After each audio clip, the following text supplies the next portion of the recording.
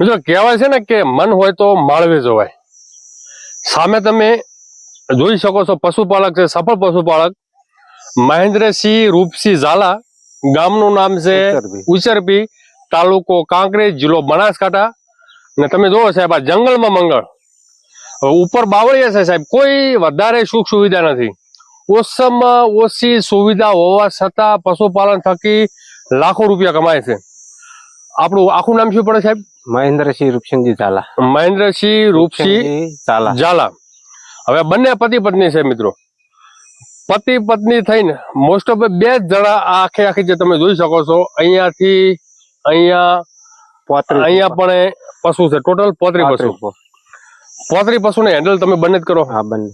તમને કાયદેસર ધન્યવાદ આપવા જોઈએ, કારણ કે આટલા 35 પશુ, અને એ પણ ચારો દાણો દોવાનું, ખવડાવવાનું, પીવડાવવાનું, બદલાવવાનું, આ તે બધી આટલું બધું એમ કે તમે સહન શક્તિ તમારી. કહેવાય છે ને કે બધાના ગાડીઓ લઈને ફરવા, મોટી મોટી કંપનીઓમાં મોટી મોટી નોકરીઓ કરવી, પણ સાહેબ તમે મહેનત કરીને ખરી જે તમે ભારતનું જે ભવિષ્ય નક્કી કરો છો તમે જ કરો છો. કારણ કે આપણે સવારમાં આવે 11 વાગે, અને એ ટાઈમે ગરમી વધારે હતી. મને એવું લાગ્યું કે કદાચ તમે હેરાન થાય, પણ અત્યારે હું 4 વાગે આવ્યો, છતાં પણ એ પરસેવે રેબઝેબ નાહી રહ્યા છે. અને પશુપાલન થકી સાહેબ ખૂબ સારું એવી એમની ઇન્કમ છે. આપણું જે આ સાલ છે ને એમાં કેટલું દૂધ ભરાયું કોઈ ખબર તમને? બનાસ ડેરીમાં 19 લાખનું. 19 લાખનું? જો સાહેબ 19 લાખ રૂપિયાનું દૂધ ભરાવ્યું છે. કોઈ પણ ફાર્મ નથી સાહેબ, કોઈ પણ શેડ નથી, કોઈ પણ સુવિધા નથી, કોઈ પણ જાતનું અહીંયા કોઈ વધારે ફેસિલિટી નથી. માત્ર પાણીનું એક ટાંકું છે, અને જે કોઈ નીચે ધરતી ઉપર આસમાં વચમાં બાવળિયા, સૂકા બાવળિયા છે ને એના નીચે જ પશુ રાખે છે. આપડે ભાઈ જમીન કેટલી? જમીન તો મારા 15 વીઘા. 15 વીઘા. આપણું મૂળ જન્મસ્થાન કયું? તમારો જન્મ ક્યાં થયેલો? ઉચરપીમાં થયેલો. તમે ઓમ પ્રોપર વતની ક્યાં ના? તમારી પેઢી ક્યાં? આમ કે ગંગેટ ગામના. એ ક્યાં આવેલું? એ અહીં ચોણસમાં જોડે. ચોણસમાં જોડે. અહીંયા કેટલા સમયથી આપણે રહો છો? સમય ને ખૂબ સારી ને 2-3 ભેડી ખાપી ગઈ આમાં? 2-3 ભેડી થઈ અહીંયા તમે રહો છો. જમીન પણ આપણે ઘરની તમે અહીંયા વેચાતી દીધેલી. કેવું સારું છે પશુપાલનમાં? ના, જબર. પશુપાલન સારું છે? સારું. ઇન્કમ ખરી? હા, ઇન્કમ ખરી. જમીન વાવાય એના કરતા ઇન્કમ સારી કહેવાય એમ.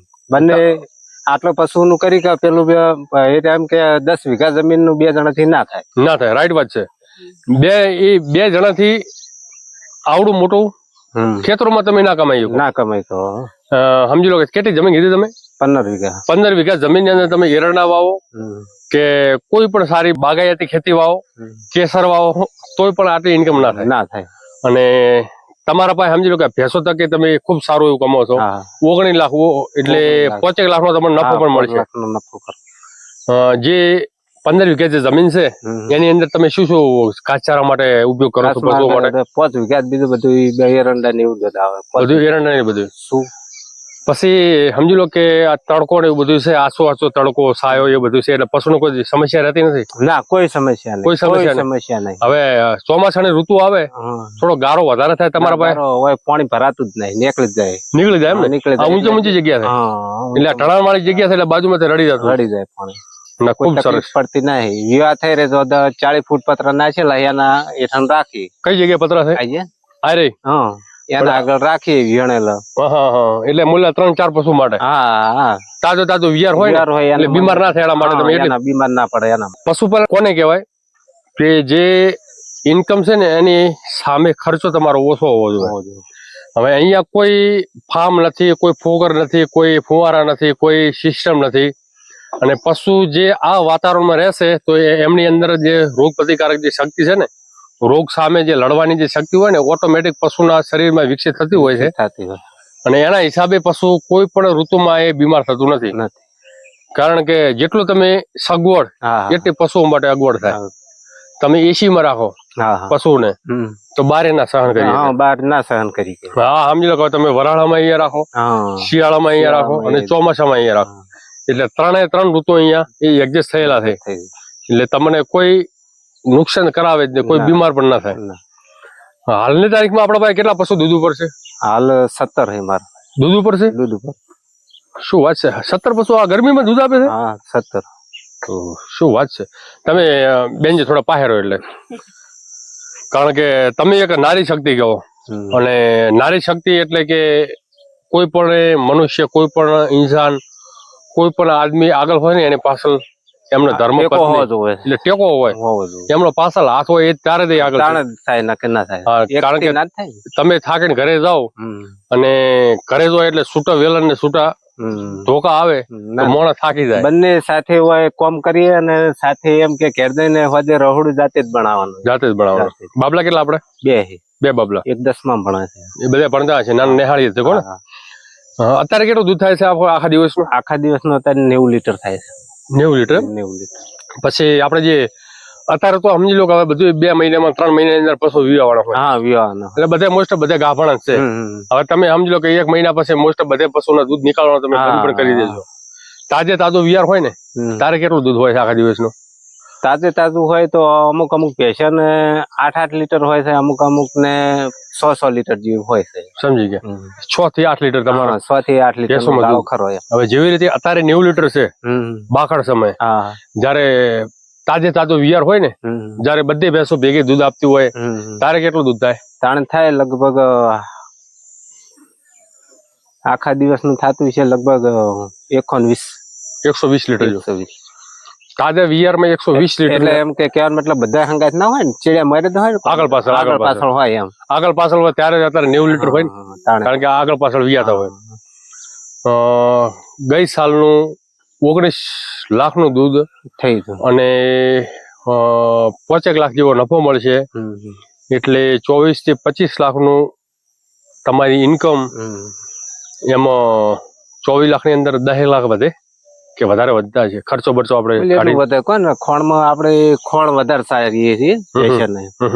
એમ કે 80-90 આવતા હોય ને તો એમાં 40-45 હજાર હું ખોણ ના કાપી નાખું. રાઈટ.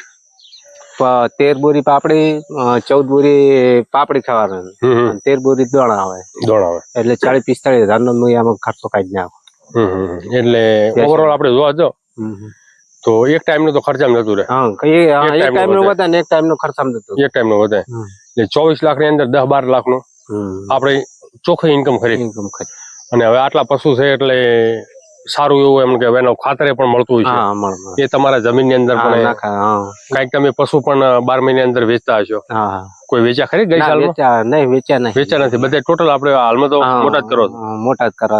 જાણા છે એને ઉછેર કર્યા છે, 10-11 પાડ્યું છે. પાડ્યું બધી નાની મોટી અહીંયા બેઠેલ છે, જોઈ લો ભાઈઓ. અને 4-5 પેલી મકા ઉભી છે, એ બાજુ પણ ઉભી છે. 6 જેવી મકા. સાહેબ અમને તો ખૂબ આવ્યું ગમ્યું.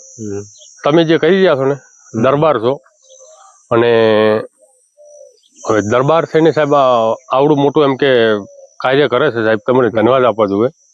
અને એ પણ મિત્રો જુઓ સાહેબ, બધી વજન વાળી, બહુ મોટી સ્ટ્રક્ચર વાળી, બહુ હેવી વજન વાળી, અને દૂધમાં પણ બહુ સારી એવી છે. સમજી લો કે ઓછામાં ઓછું પેલા વેતનની ભેંસ હોય એ 5 થી 6 લીટર દૂધ આપે, અને મોટી વ્યવસ્થિત પરિપક્વ ભેંસ હોય ને એ પણ 8-9 લીટર દૂધ આપે, એટલે કઈ ઓછું ના કહેવાય. અત્યારે હવે હાલની તારીખમાં 40-45 ગરમી છે અને આખા દિવસનું 90 લીટર દૂધ ભરાવે છે સાહેબ. 90 લીટર એટલે ક્યાં જાય? 90 લીટર એટલે સમજી લો કે તમે એક કેન 40 લીટર નું આવે, તો એવા તો એ 2.5 કેન ભરે છે દૂધના. આપણે દૂધ તો બધું આપણે અહીંયા મોડલભાઈ ડેરીમાં જ જાય. બનાસ ડેરીમાં શું ફેટ આવે છે હાલમાં? ફેટ આવે 7.2 એવો આવે. 7.2 જેવા. બીજું ચારામાં શું આપો આપણે? ચારામાં દોણ ને પાપડી. ના, લીલા ચારા ની વાત કરું. લીલા ચારામાં રસકા બાજરી, હુચલ. આપણે ઘઉં નું ભૂસું કઈ, રસકા બાજરી ને ઘઉં નું ભૂસું, આ બે વસ્તુ. બીજું સુકામાં ખરું કઈ? ના, બીજું કોઈ નહીં. સુકો હાલમાં નથી આપણે પાસે. સુકો નથી એટલે હવે નવી બાજરી હવે આવશે એમ કે. હવે જુઓ મિત્રો, હવે આ એમની હમણાં આવતો દરબાર. હવે આ પશુઓને સંતુલિત આહાર જોઈ લો તમે. ઘણા બધા ભાઈઓ કહેતા હશે કે પશુઓને સંતુલિત આહાર શું જોવે, તમે દરબાર પાસેથી શીખો. હવે ફેટ માટે મિત્રો સૌથી વધારે ઉપયોગી છે પાપડી, જેની અંદર તેલ આવે ને, તેલ એ જ ફેટ માટે સમજી લો કે હવે ડાયરેક્ટ તેલ આપવું બહુ નુકસાન કરતા છે. એની જગ્યાએ તમે પાપડી આપો. પાપડીની અંદર 8 થી 10% તેલ હોય, એટલે પશુને મળે એટલે તમારો ફેટ 1-2 દુરા વધે. પછી આપણું આ જે બનાસ ડેરીનું જે બનાસ ધાન છે એ ખવડાવવામાં આવે છે. બનાસ ધાન તો ઓલરેડી બધું પકવેલું જ આવે. એની અંદર બધા જ પોષક તત્વો જે બનાસ ડેરી બનાવે છે એ ઉત્તમ જ છે. કોઈ આની અંદર 20-21 આવતું નથી. પશુઓ માટે સંતુલિત આહાર પ્રોપર પકવેલો એટલે કે સ્ટીમ કરેલો છે. એની અંદર પાપડી પણ આવી જાય, તેલી વસ્તુ પણ આવી જાય, અને અનાજ પણ આવી જાય, કઠોળ પણ આવી જાય, મિનરલ મિક્સર છે, ખનિજ વલણ છે, જે આપણે અલગ અલગ કહેતા સૂક્ષ્મ પોષક તત્વો, એની બધી રીતે એક જે ભઠ્ઠી હોય, એક મોટી ટાંકી હોય, એની અંદર સ્ટીમ કરવામાં આવે, પકવામાં આવે, અને આ ડાયરેક્ટ તમે પશુઓને આપી શકો છો. અને તમારી ઈચ્છા હોય તો તમે પાપડી પણ એક્સ્ટ્રા આપી શકો છો. અને આ રી લગભગ આની અંદર છે મકાઈનો ભેડો છે, મકાઈનો ભેડો એટલે કે અનાજ તરીકે એ મકાઈનો ભેડો પણ આપે છે. તમે બાજરી પણ આપી શકો છો, ઘઉં પણ આપી શકો છો, અને જવાર પણ આપી શકો છો. ગરમી હોય એટલે થોડુંક બાજરી ટાળતો, કારણ કે ગરમીની અંદર થોડું ગરમ રહે. હવે પશુઓ બધા નિરાતે અહીંયા બેઠા છે, તમે જોઈ શકો છો, બધા ઉભા છે. સમજો ઉપર કોઈ વધારે સુખ સુવિધા નથી, પાણીની એક વ્યવસ્થા છે. એકદમ ઓછા ખર્ચે અહીંયા ખૂબ સારી એવી ઇન્કમ અને સારું એવું પશુપાલન કરે છે. પશુપાલન કરવા માટે નથી કોઈ તમારે તબેલા મોટા બાંધવા પડતા, નથી કોઈ મોટા ફોગર કે નથી ફુવારા કે નથી કોઈ પંખાની જરૂર. પશુઓ માટે આરી વ્યવસ્થા છે. જેટલી તમે પશુઓને સગવડ અને જેટલી તમે એને ફેસિલિટી આપો, એટલું તમારા માટે નુકસાન કરતા છે. આમાં કોઈ બીમારી કોઈ બીમારી નથી આવતી. અને ગમે એવી ઋતુ હોય, ગમે એટલું હાલની તારીખમાં તો ટેમ્પરેચર વધારે છે, તોય કોઈ બીમાર થાવ, કોઈ ઓપવાની કોઈ સમસ્યા, કોઈ વ્યવસ્થા, કોઈ. અને આપણે જે ચારો નાખવાનો સમય શું છે, તમે સોય લાવતા રહો, હેરાન થાવ. સવારમાં 5 વાગે દોઈ, 5 વાગે દોઈ નાખો મેલે. પછી અમે 8 વાગે પછી એક નિયાર કરીએ છીએ. 8 વાગે? હા, 8 વાગે પછી છૂટા? પછી ના, પછી 4 વાઢીને લગભગ 11 થી 11:30 વાગે નાખા. 11 વાગે આસપાસ? 11 વાગે. જે તમે 8 વાગે નાખો, શું નાખો છો? 8 વાગે ઉચલ નાખા. કઈ લાંબુ એની અંદર આવતું નથી, ખાલી એમને એમ લાગે કે ના ભરાવ છે. બાકી જે તમારો જે નિયાર નો સમય છે ને 11 વાગ્યાનો, એ 10 વાગ્યાનો કરી દો. 10 વાગે તમે કરશો ને, પશુ ફ્રી જલ્દી થઈ જાય. 10 વાગે તમે નોખો એટલે 10:30 એ ફ્રી થઈ જાય. અમારે 3 નિયાર કરે છે, એક 8 વાગે, એક 11:30 અને એક વાગે દોઈને પછી. નિયાર નો સમય બહુ સારો છે તમારો, પણ સવાર થોડોક વહેલી કરો. કારણ કે પશુને જેટલું આપણે ફ્રી રાખે ને, આપણું વિજ્ઞાન એમ કે છે, જે પશુપાલન વિભાગના જે મોટા મોટા ડોક્ટર છે, એવું કહે છે કે પશુઓને 24 કલાકની અંદર ખાલી 2 થી 3 કલાક પશુઓને ખાવા માટે સમય આપો. એટલે પશુ ઊભું હોવું ના જોઈએ, એને બેસવા માટે સમય આપો. અને સમજી લો કે આપણે તો આ ભેંસનો વિડીયો ઉતારવાનો છે, એટલે બધા પશુ ઉભા થઈ ગયા છે. બાકી કોમ વગેરે પશુઓને અંદર જવાનું પણ નહીં, કારણ કે જેટલું પશુ ફ્રી માઇન્ડ થી બેસે, જેટલું પશુ ઓગાળે એટલે કે જુગાળી કરે, આપણે વાગોળવાનું કરે ને, એ વાગોળવા માટે સમય વધારે આપો.